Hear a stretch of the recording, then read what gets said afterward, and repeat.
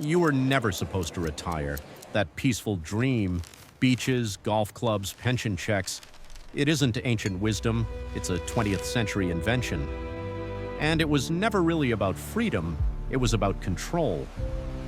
Because behind the comforting image of the golden years lies one of the most calculated social experiments in modern history, a story built on labor, politics, and profit.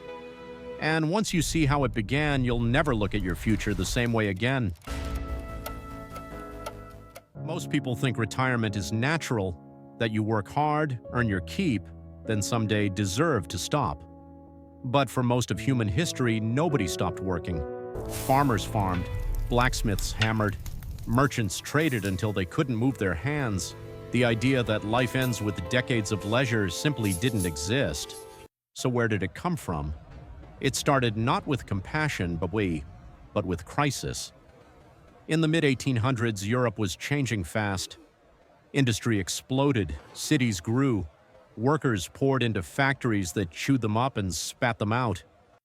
And one man, Otto von Bismarck, the Iron Chancellor of Germany, saw a political time bomb. If these workers ever turned against him, the empire would crack, so he made them a deal. Give me your loyalty, and I'll give you security.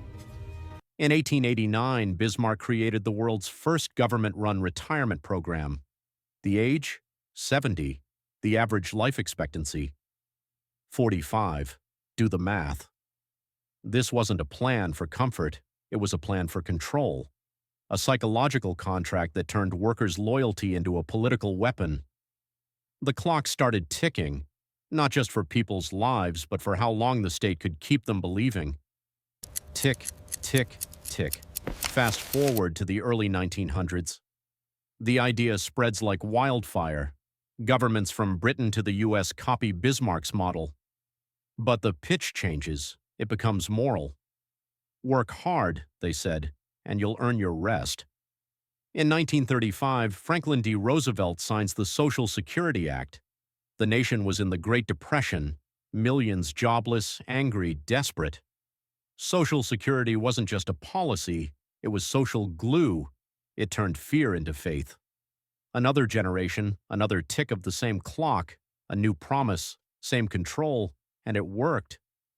For the first time in history, retirement became an expectation, almost a human right. But there was one small problem. The math still didn't add up. When Social Security began, there were 42 workers for every retiree. Today, there are fewer than 3. The system wasn't built to last, so when the cracks began to show, someone else saw opportunity.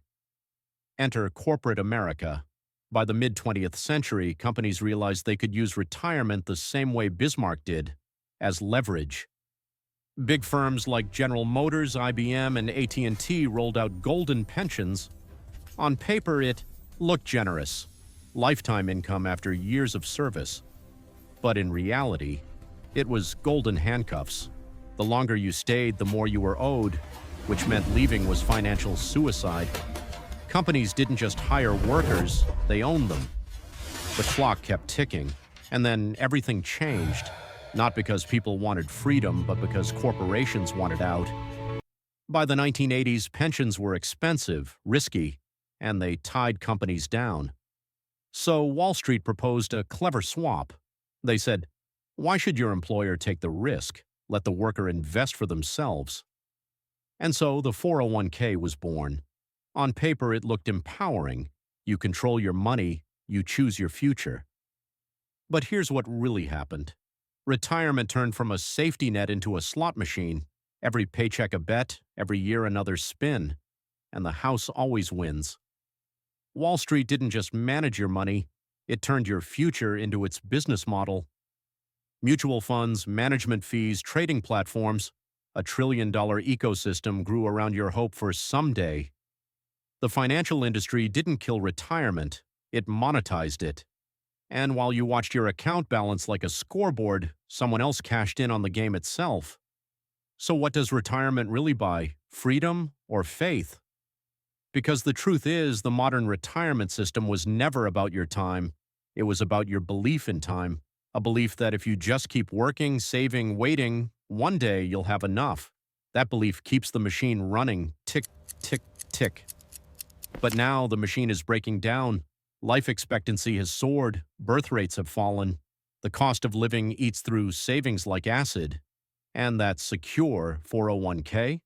It's tied to the same markets that rise and crash every decade. So what happens when the math finally collapses? The same thing that always happens. Someone rewrites the rules, and if history is any guide, those rules won't be written for you. Let's go back, not to Germany or Wall Street, but to the idea itself. Why do we even believe in retirement? Because it gives structure to our struggle. It tells us, work now, live later. Sacrifice now, enjoy later. Give your time, and one day time will give back. It's the same deal empires have been offering people for centuries.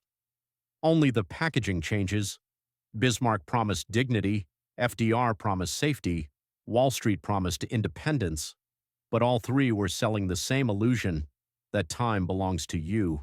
It doesn't. It belongs to whoever makes you believe it does.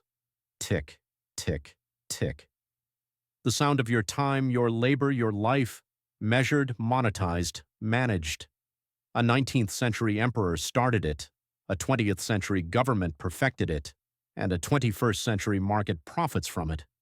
Retirement was never freedom. It was the quietest form of control ever invented, control that hides behind comfort. And the cruel irony, you spend your best years earning a future that might never come. But maybe that's the point, because if the system keeps you chasing tomorrow, you'll never question who profits today. Tick.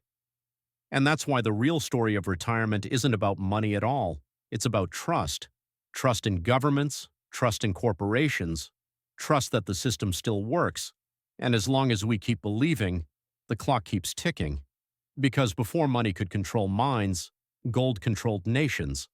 And that's where our next story begins, the secret history of the gold standard.